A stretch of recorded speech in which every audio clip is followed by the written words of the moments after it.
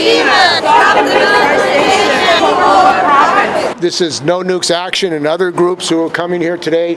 I'm Steve Zeltzer with the No Nukes Action Committee and Work Week and the United Front Committee for a Labor Party. We're here today on the 13th anniversary of Fukushima. It unfortunately continues. The nightmare continues.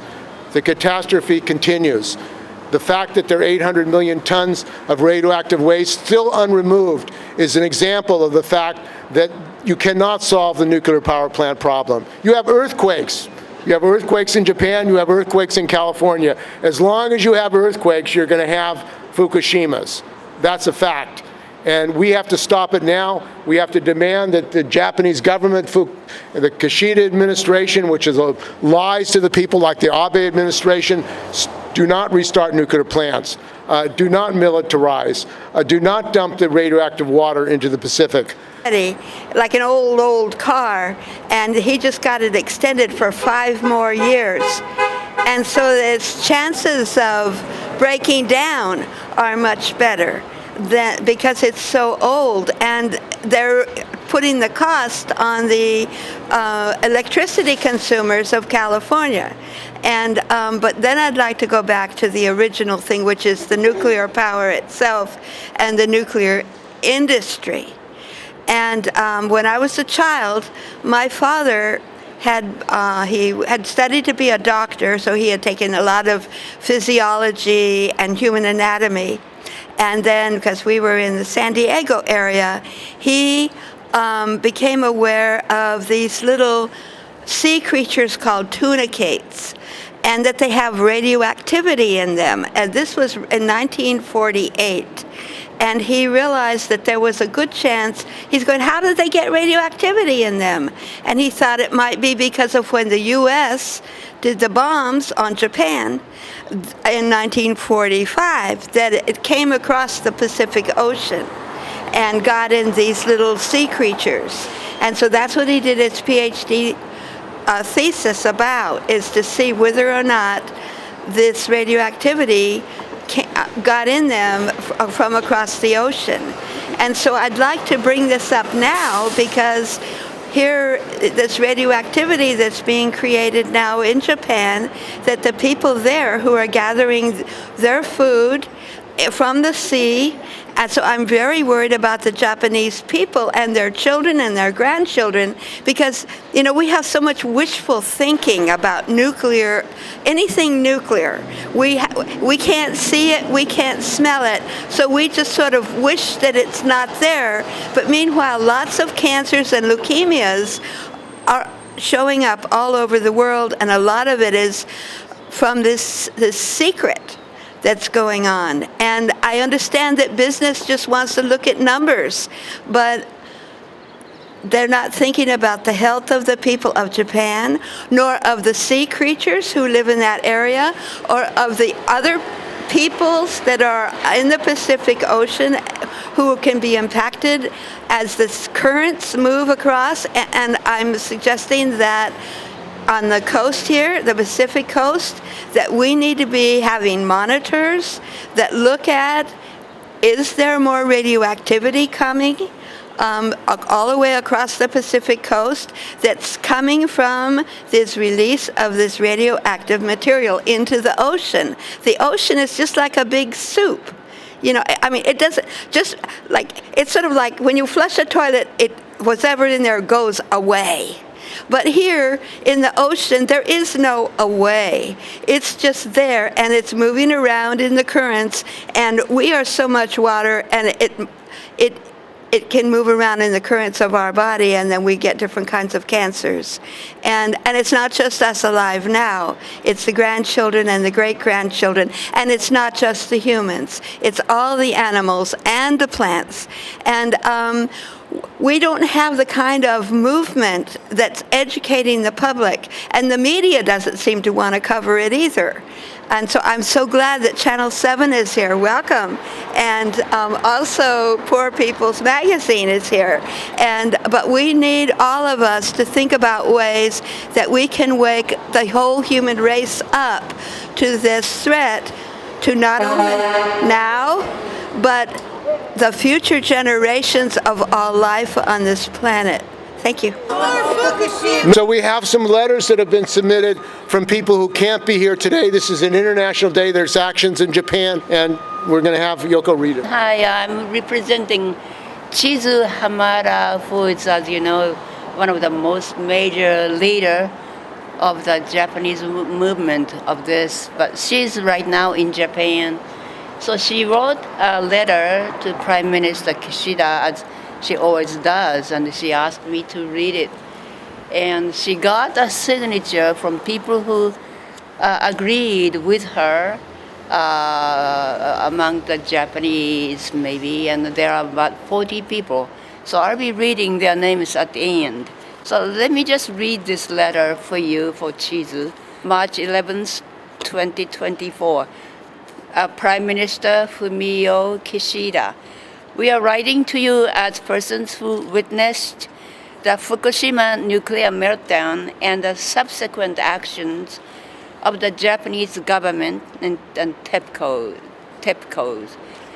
Through the Fukushima man-made disaster, we had learned the severity of losing human livelihood. Because of being evacuated and living in temporary shelters for so long, more than 2,000 people died in the related Fukushima meltdown case. 13 years after the accident, nearly 25,000 people are still displaced. Over 300 young people have developed thyroid cancers, and many have had multiple painful surgeries and treatments. Many of them had to give up their dreams. Their lawsuit, which is taking place right now, has shown that the cause of cancer to be the radiation from the Fukushima meltdown. But you, as a government, are denying this cause. The government, TEPCO, has always denied your responsibility and never admitted your faults. We are sure that you never imagined how daunting the decommissioning of the Fukushima melted plant would be. Your government and TEPCO said it will take 30 years for decommissioning, but after 13 years, you and TEPCO couldn't retrieve any of the 880 tons of melted debris. It is not feasible to finish decommissioning even by 2051. You have started to dump so-called treated but still radioactive water into the ocean, starting from August of last year, against the protest of fishermen, many people in Japan, neighboring countries, and the world. The so-called treated water still contains tritium and other nuclides, and it's not safe for the ocean ecosystem and human health. The Japanese government and TEPCO have already contaminated the air, lands, and ocean enough. You should not contaminate any further. You said that you need a space for retrieved debris, but there is more space on land for keeping the treated water left. Please immediately stop dumping the radioactive contaminated water into the ocean. And not only Japan, but USA, as many other countries are going forward to build small modular nuclear plants and extend the life of old plants up to 60 years. These policies are wrong and have the risk. They are not solutions for green energy at all. From mining the uranium, transporting and processing to be ready to use, there are many human health risks. And in addition, we have yet no solution for waste fuel laws. We urge you to reconsider your nuclear policy. We implore you to stop operating the nuclear power plants and stop dumping treated water, so-called, into the ocean. Sincerely, Chizuhamada, resident of Berkeley, California. Then I read names very quickly. Yoko Clark, Kazumi Delaney, Yuki Toyokazu, Narumi Tomita, Sarasa Weinstein, Masako Wickler, Kai Hassan, Rosemary Pace, Mary Inoue, Rachel Clark, Bindu Desai MD, Grace Shimizu, Bob Corinth, Dana Ngo, Phoebe Thomas Sorton, Nick Cabot, Jacqueline Cabasso, Francis Yasmin Matilwala, Marilla Kelly, Grace Morisawa, Kathleen Crockett, Robert M. Good, MD, Phyllis Olin, Hama Molita, Lisa Hashino, David Takashima, Larry Harper, Rafael Gonzalez, Jonathan Oldfather, David Schooley, Carol Wallman, Kazumi Tori, Steve Zeltzer, Sherry Lansonville, Akio Kawada, Tomoko Fukui, Sachiko Knapman, and Tsukuru Force. Thank you, everyone.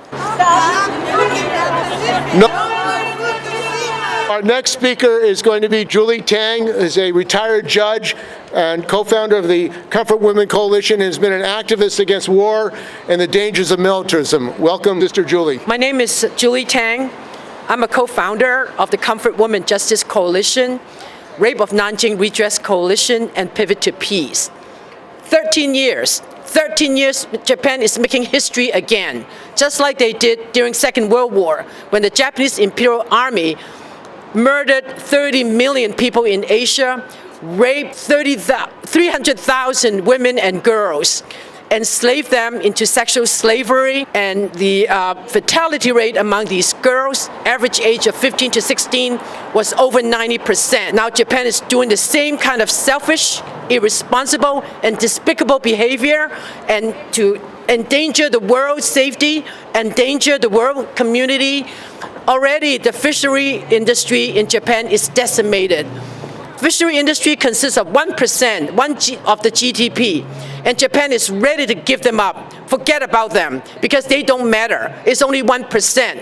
What they matter right now is the illegal remilitarization of Japan in contravention of the Article 9 of the Peace Amendment. And that Peace Amendment required a referendum of a majority of American citizens to vote to repeal that.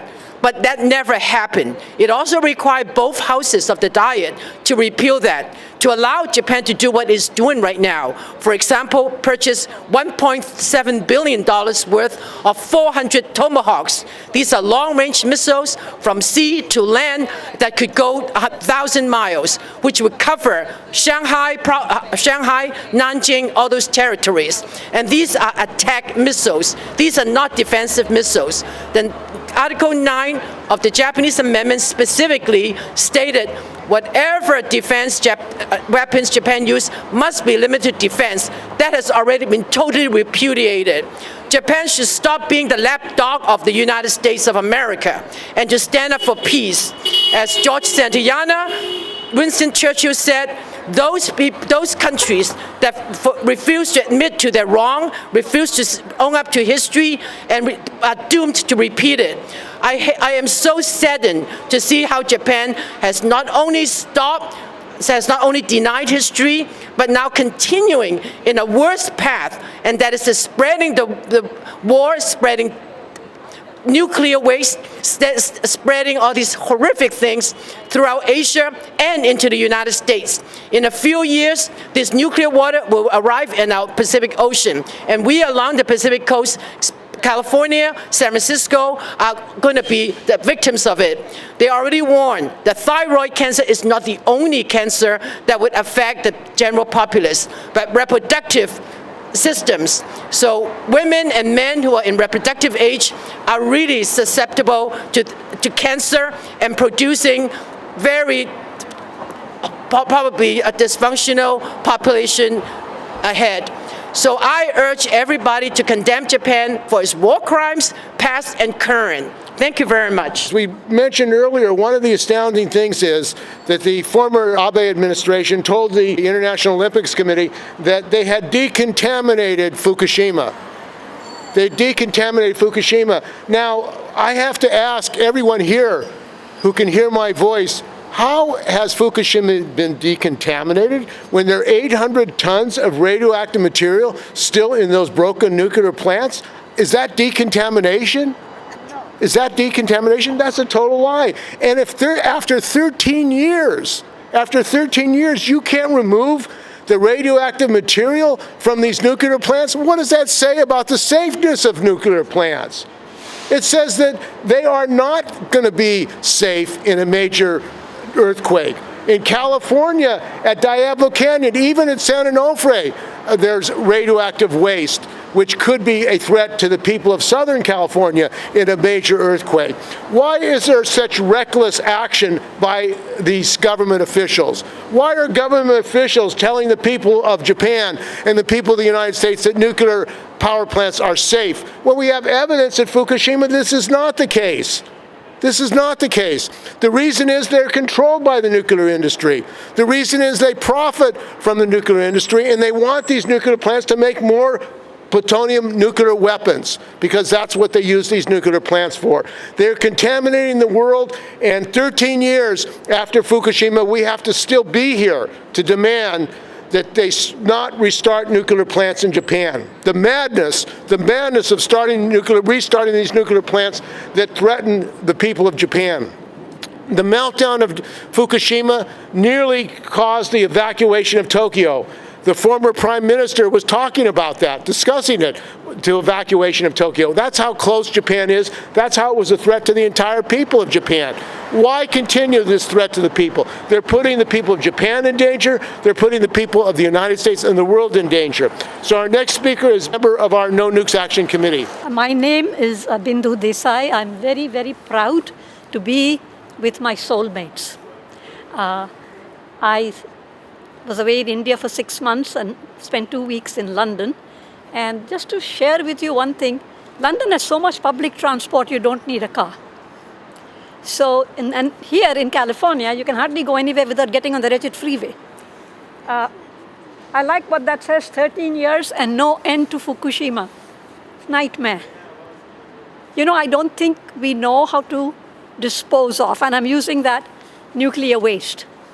And everything they tell us is a lie. I'm sorry to say that the world is ruled by gangsters. And I now call this country the Sultanate of the great Khan of Genocide Joe. And I am very happy to see so many people wear kafiyas, freedom, and our lives are at stake.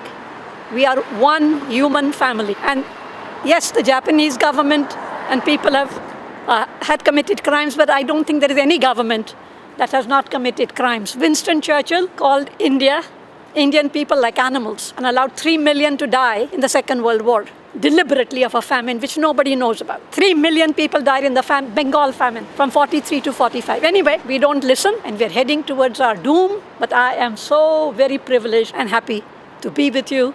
Fukushima, never again. Hiroshima, never again. Nagasaki, never again. Chernobyl, never again. Zindabad. Our next speaker is Grace Shimizu, and she is a longtime activist, internationalist, defending Peruvian Americans. One of the results of war is that Asian people have been targeted. There's a long history in the United States. When we go to war, we blame the migrants, we blame Native Americans, we blame Asians, we blame Muslims, and the Peruvian Japanese have faced a torment and actually were kidnapped from Peru and brought to this country. So welcome, Grace. Hi, everyone. My name is Grace Shimizu.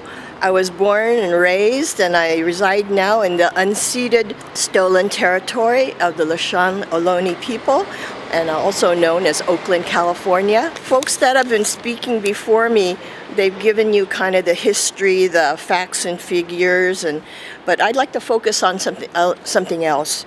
And just to say, I'm sick and tired of being here again in front of the Japanese consulate. Before, we've been coming here year on year to speak out against the impact of the Fukushima disaster on society, given the scientific basis and the social aspects of it. but it's a tragedy. And that information has been suppressed, distorted, and hidden by the government, corporations, and the media. And now we're being forced to speak out about the danger of the consequences of their nuclear project, dumping of wastewater into the oceans. And now we continue to be forced to speak out against the reactivation or redeployment of these nuclear plants in Japan.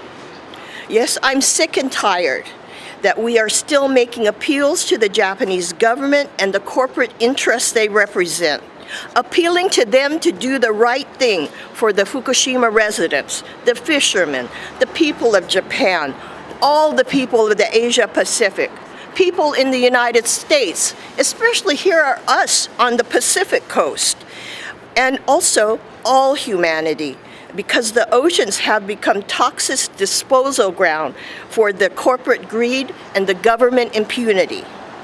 But I just am not here just to talk about these appeals, because begging for truth, begging for reform, begging for justice is not in the interest of our human dignity nor humanity's survival. Today I want to focus on what we can and must do to make the change we want. And I would like us to gain hope and inspiration from the global movement for solidarity with the people of Palestine and their their struggle for truth, justice, and freedom. Their call to the international community to stop genocide and ethnic cleansing, to have immediate and permanent ceasefire and immediate human aid coming into the area. Why? Because we all know that the road to peace cannot be with bombs and killing.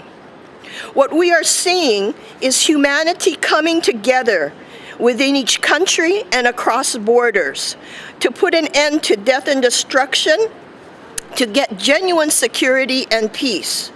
We who have been bringing attention to Fukushima, the danger of the nuclear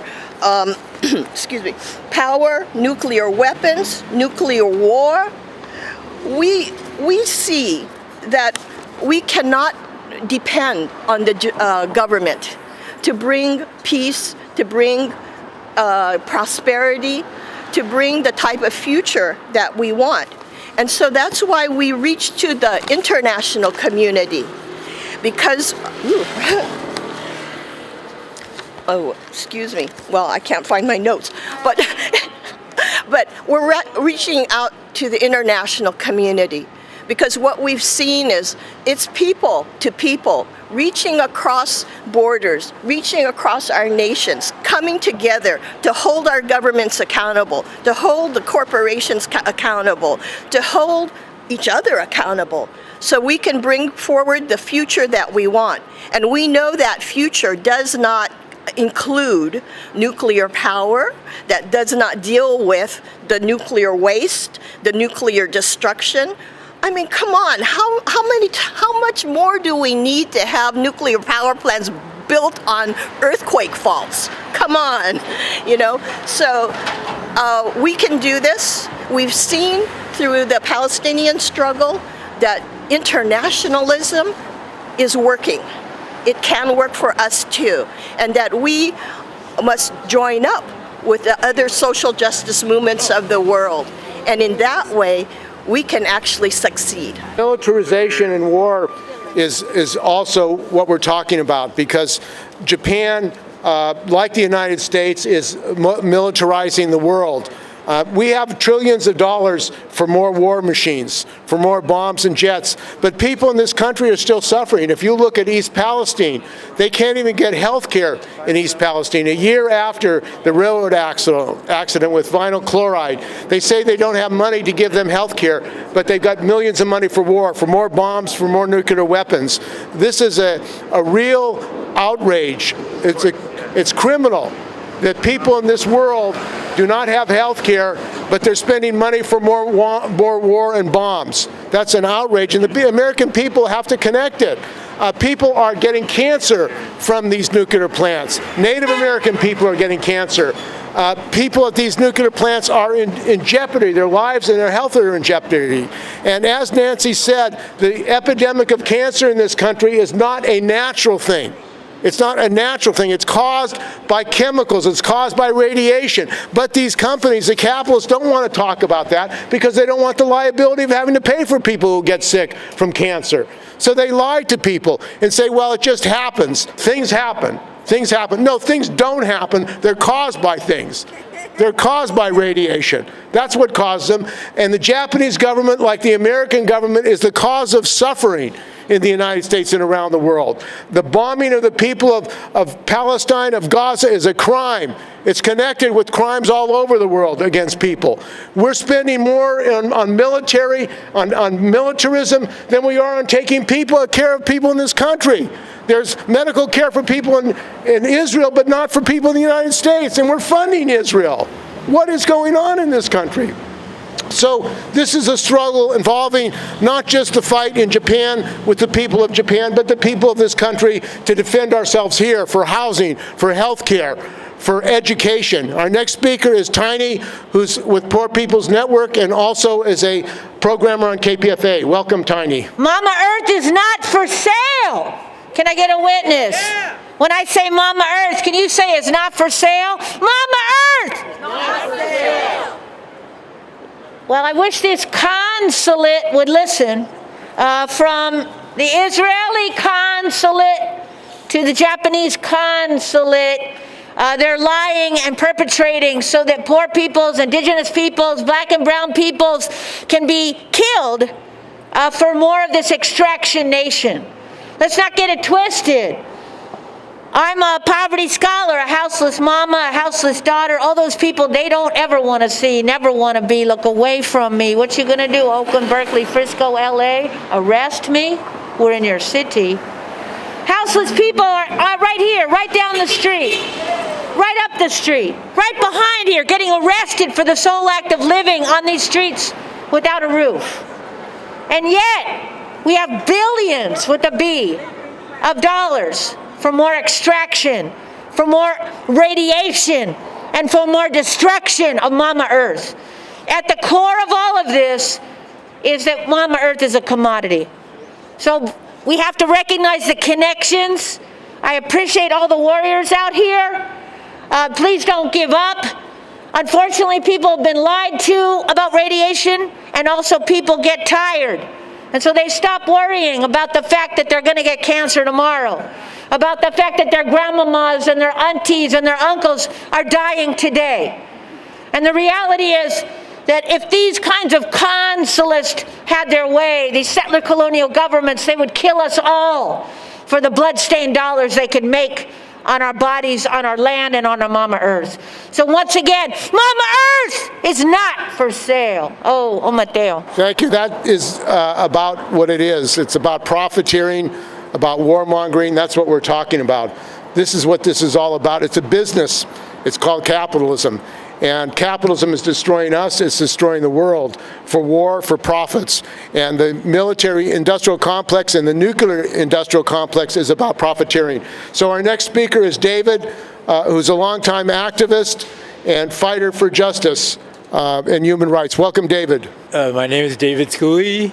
I've been working for almost 40 years in Berkeley about the Circle of Concern. That group began extremely concerned with nuclear power at the university and around the world, the frightening things among all of us. And we started putting out our banners about all the dangers of this whole planet for all of us. And we've had hundreds and hundreds of people surrounding the whole campus. And at times with Hiroshima, Nagasaki, hundreds of people all around to see what's happening to us all. This group is waiting for help right now. Our group has been many sizes and changes, but now some of us are getting kind of old, older folks around, and we need help. So we hope some of you guys can all come and join us. It's every Thursday at 12 o'clock. And every Sunday at 2:30. That's an hour for each place. And there's plenty to be done with all banners and statements and gatherings, and also a bit of silence among ourselves. So it's such a critical thing at this particular place, because this was hundreds and hundreds of people coming from all over the world to go to the university. And you know, a lot of those people don't even know that the university gets money from the government to make nuclear weapons. Hundreds and hundreds of students don't know anything about that. So it's so critical for us to be standing right there at the entrance to the campus, the grassy area from University Avenue, where thousands of students come by. And we are the ones that must tell them what the university is doing. So many people don't know that. It's really a kind of frightening move to see that movement where you're involved. So we've also set up a booklet published now that's going to go to the campus, to the history of the university, about our effort that we've been doing for 40 years, with photographs, with statements about what's happened and what we continue to go on, standing the importance of our concern with this planet and nuclear disaster for all of us. Are we going to make it or not? Don't nuke the Pacific. I'm just going to make it short. Konnichiwa. So anyway, yes, there is a connection between capitalism, and you need militarization to prop up capitalism. So that's why there's a connection between Gaza and what's going on in Fukushima. They have to prop up the train wreck. They don't want to lose money. They're making money and they're getting subsidies and whatever else. So yesterday there was the Oscars, which seems like a trivial thing. But Oppenheimer was the movie that took all the Oscars, and there was hardly a mention of. They said he was conflicted. I think the best actor, Cillian Murphy, said something about this is dedicated to the peacemakers, but they didn't say anything about the war crimes of Nagasaki and Hiroshima, and there was hardly any mentions of Gaza. I think there was one person, and there were a couple of people wearing buttons. So anyway, I mean, the Oscar seems trivial, but millions of people watch it. So it's like almost like a media blackout. So anyway. No more nukes. No more nukes. No more Fukushima. No more Fukushima. No more Fukushima. Stop the nukes. Stop the nukes.